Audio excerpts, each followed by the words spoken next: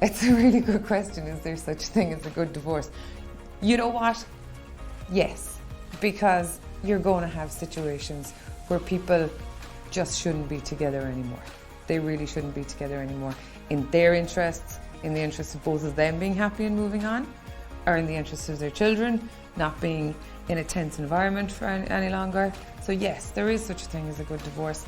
And what we like to do is to try and move the divorce process so that maybe the client can walk away after going, you know what, we needed to do that, it's done, and it was done in the right way.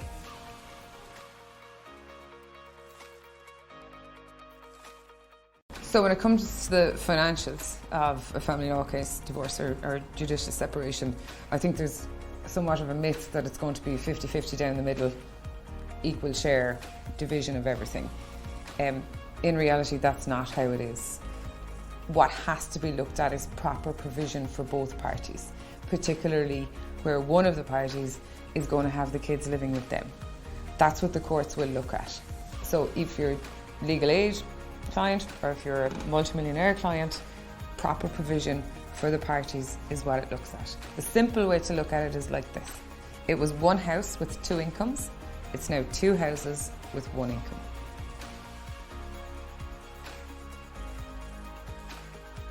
No case is ever the same in family law.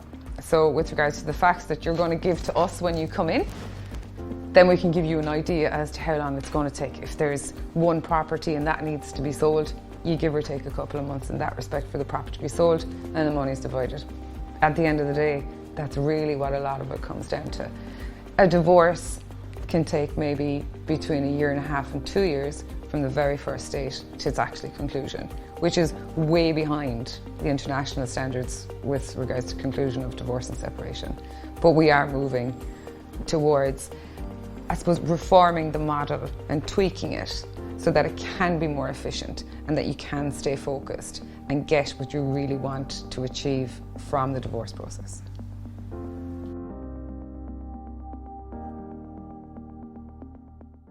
With regards to remaining objective, and as I said, the first thing that we're going to ask you to do is to set out your priorities and what you really want from the divorce.